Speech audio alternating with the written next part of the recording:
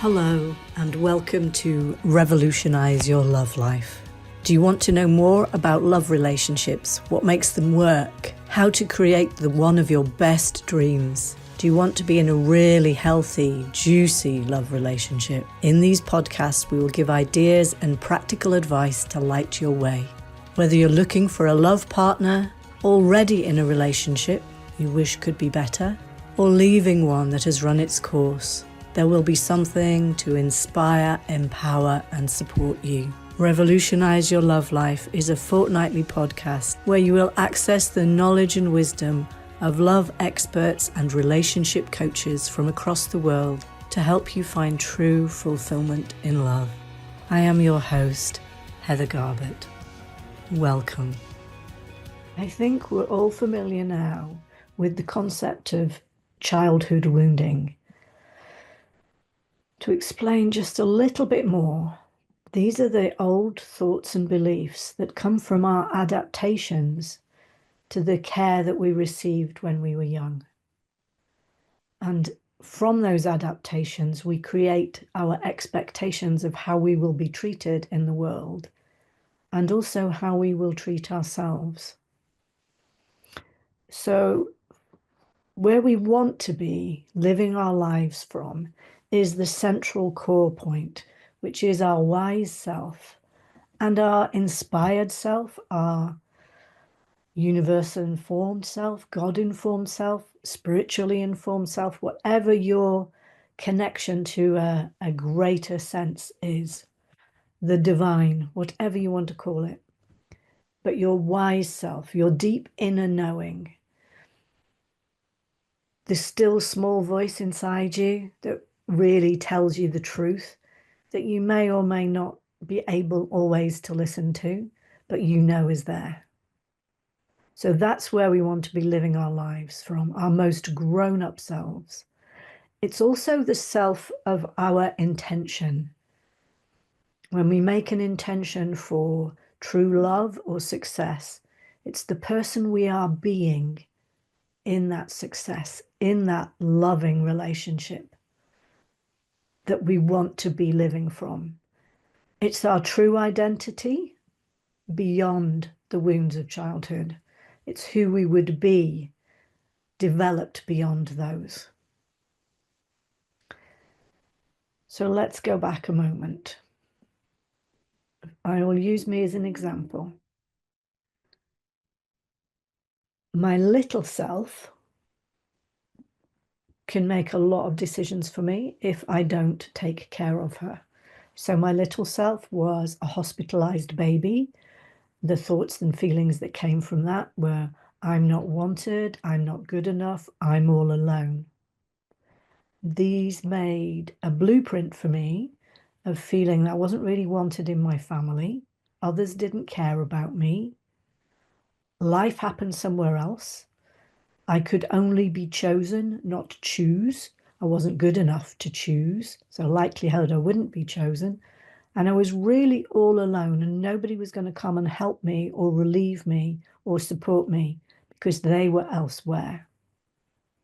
I also had the feeling of I just got picked up and put down. That's what happens when nurses are caring for you, like 60 odd years ago. They would pick you up, do what you needed, and then put you down again. So I had that sense that I would need to really hold on to whoever came to me and be chosen by them, but not really have any sense of whether they were good, bad, or indifferent. I just had to go with whoever chose me, whoever picked me up. So that created a blueprint for adult life from those adaptations of choosing people who were emotionally distant or even physically distant, choosing people who didn't really want me or to know my feelings and needs. And if they did care about that, I made sure that they didn't because I wasn't seeing that, so I didn't pay any regard to that or even pushed it away. I didn't have the sense that there was somebody really with me. I lived from I'm alone, I'm not good enough, and I'm not wanted.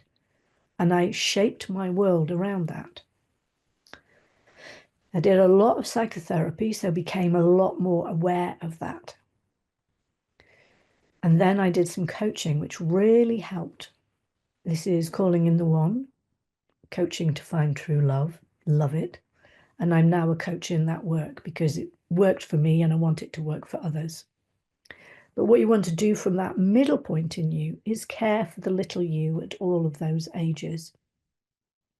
So rather than choose my relationships, in inverted commas, from one of those positions, I would hold that little me, saying, I'm choosing you. I want you. You're not alone. I'm with you. You are way more than good enough. Just look at you. You're beautiful. You're wise. You're clever. You are wanted. And in doing that, really live from that place and make my choices from that. And that is that glowing place of the full sense of my identity in my intention. So that is a repeated piece of work that can go back to all sorts of ages. That was my hospital age. There were things that happened at school. There were bullies. There were unpleasant teachers. There was being isolated in a different school from everybody else that I went to school with in my primary school. They all went somewhere else. And I was a solitary person in one school at senior school. So there's that part of me to look at. You see the pattern repeating though, can't you? The other side of things, which is really important, is from this glowing, wise self, this sensible self, this true self, we also have to look at all the internalized authority figures. So they may be, excuse me, doctors, nurses, for me, from being little, it's badly behaved to express your feelings and needs. It can be your parents who may not have been emotionally or aware and how to look after a small child. Mine certainly weren't, through no fault of their own, well-intentioned, but out of their depth, traumatized from the war. So it can be, I don't know, bank officials, teachers, anybody that's had authority. It could be religious leaders in your local church that you belong to, or I don't know, lawyers, courts, anything that you have to have anything to do with that has power over you one way or another. And this higher, wiser self needs to talk them down. Whatever they have said to you or you have felt implicitly, you need to talk them down. Actually, Mrs. Atkinson, bully of a school teacher, you didn't understand what I felt and what I needed, and your opinion doesn't really matter. I learned in spite of you, not because of you, and I learned a lot through your neglect. I will not listen to you now telling me I'm not good enough. I'm way good enough. I can do mental arithmetic. I can spell, whatever it is. And you want to talk to them, each of them, whenever they crop up, notice, what does this situation feel like? How old am I? Who's the authority figure here? What is really true and what do I believe and what do I want to do from my most grown-up self? And then you're living your love life from that position of an equal, a chooser. You're not desperate. You're not a little self choosing one of these authority figures, trying to get a parent to love you, to see you for who you really are. You see yourself for who you really are, and you look for another person who makes you feel safe, secure, respected, loved, cherished, supported, warm, soft, relaxed in your body.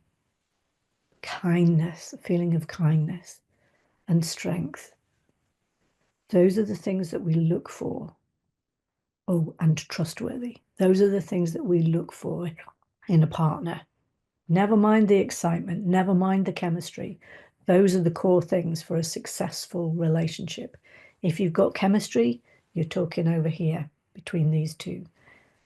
You're living from an old blueprint. If it's intense chemistry, first off, Chemistry with trust and respect will grow, and it will grow much deeper. It's a more emotional, spiritual connection rather than an excitable, lustful one. So that's where you want to be living with in yourself. And in terms of success in life, that's where you want to be living with and from too. You want to be living with yourself that is full of self-respect and love and care and makes choices accordingly. If you don't believe you're an equal, you go with as if I'm an equal.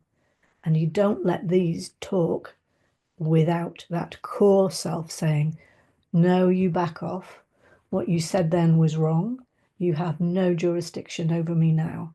And you, my darling, are on my lap, not theirs. And that will really stretch you out of being stuck, being in pain, and living from those old patterns that will just replicate until you do that piece of work. Lots of love from my heart to yours.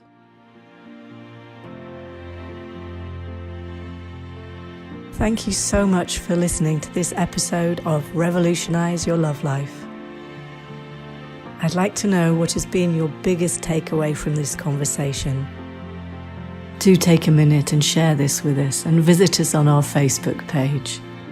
You can connect with me personally on my email at heather@heathergarbett.com. If you can think of someone who will benefit from listening to this podcast, please do share it with them. If you have any feedback on how I can improve it, please do reach out to me, as I'm always keen to learn more. Thank you so much again for listening, and we'll meet again on the next episode of Revolutionise Your Love Life.